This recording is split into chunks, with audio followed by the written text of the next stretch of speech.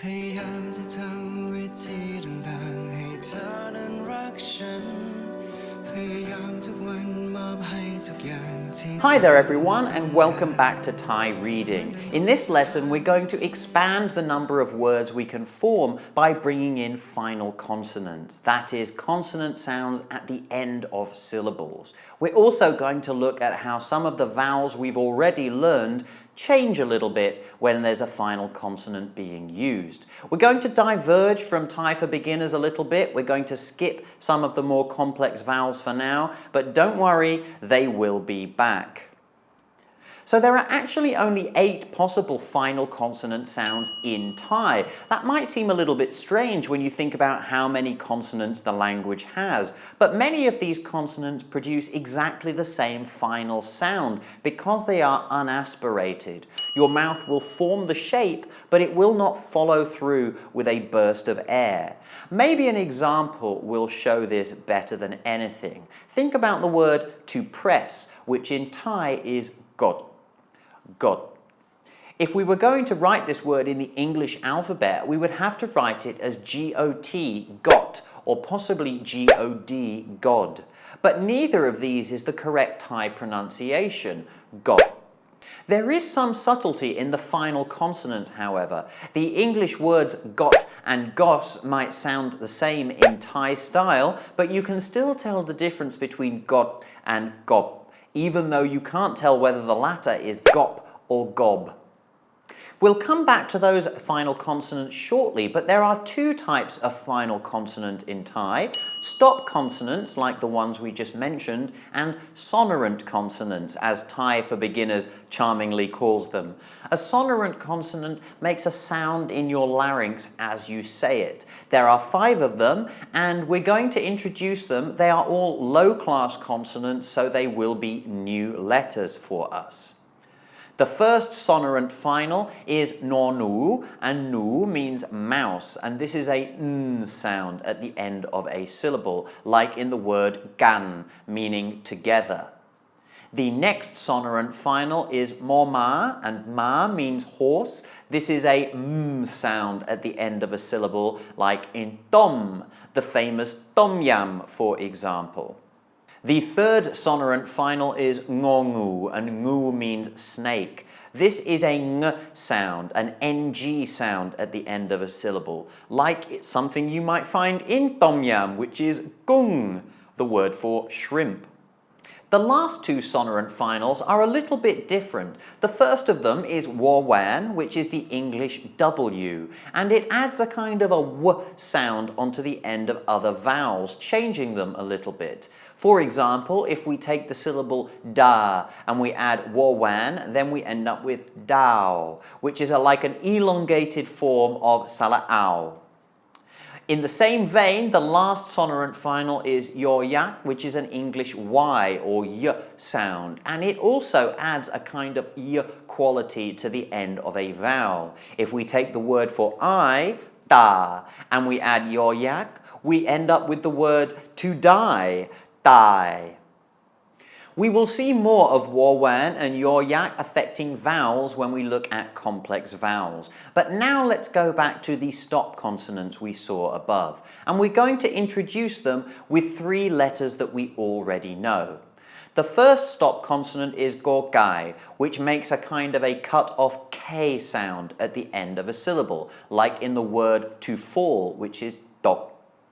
The second stop consonant will represent with dodek, which is a cut-off T sound, like in the word we saw above, to press, got, got. And finally, the last stop consonant is bo by mai, which is a cut-off P sound, like in the word for to finish something, job, job. So if the spelling of some of those examples seems a little bit strange, don't worry, all will be revealed shortly. But there really are only 3 stop consonant final sounds in Thai, and many of the other letters we will learn produce these same 3 finals. We'll go into that again in a later lesson, but for now I want to reiterate that these stop finals are all about making your mouth into the shape and building up some pressure, but not actually following through with the air. As I said, you might have noticed some of the examples looking a little bit strange, and that is because some of the vowels we have learned are written slightly differently when they are in the middle of a syllable, that is, between a starting consonant and a final consonant. There are 7 of these altogether, 6 of which we already know. The first one is Salah A. And when we write it in the middle of a syllable, we take out the Salah A symbol and we just write a single loop above the 2 consonants. This loop is called MYEP, and this example, gat, means to bite.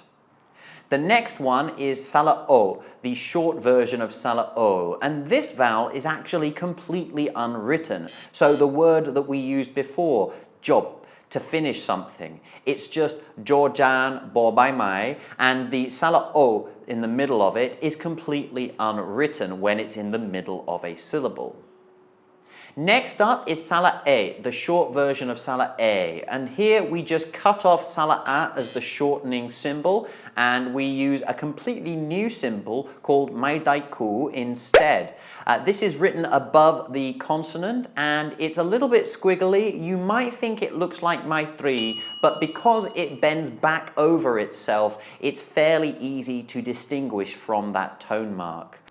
Also using Maitaiku is Salah A, the short version of Salah A. Once again, we cut off Salah A as a shortening symbol and we place Maitaiku above the consonant so that we can put a final consonant on the end. Salah A is also written differently in the middle position. We cut off Hwang and then just put the final consonant on. We still use the hat with 2 feathers as normal though. Also cutting off the Hwang from the end is Salah A, but this vowel gets confusing because it then uses the symbol for Salah E over its consonant so that it can fit in the final consonant. So Salah A with Salah E is the middle version of Salah A.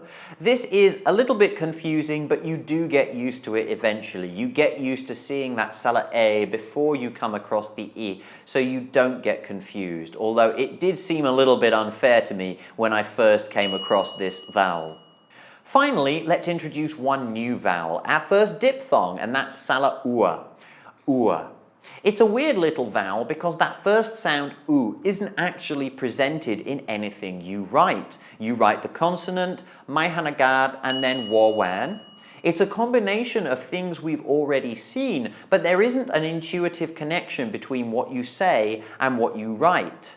It's also one of the vowels which changes the way it's written in the middle of a syllable. We just take off the Maihanagad, so you have your initial consonant, then Wawan, and then your final consonant, such as in this word, Uan. We can also see here how Wawan and Yoyak are integral to creating some of the complex vowels we will see in a couple of episodes' time. So there we go, that was quite a lot of new concepts in a short space of time. You can always go back and watch the video again if you like. I hope you've enjoyed this video. If you have, then why not like it or subscribe to the channel or pass it on to a friend who might be interested in reading Thai. Next lesson, we're actually going to bring in a new class of consonants, and that is the high consonants. Bye for now.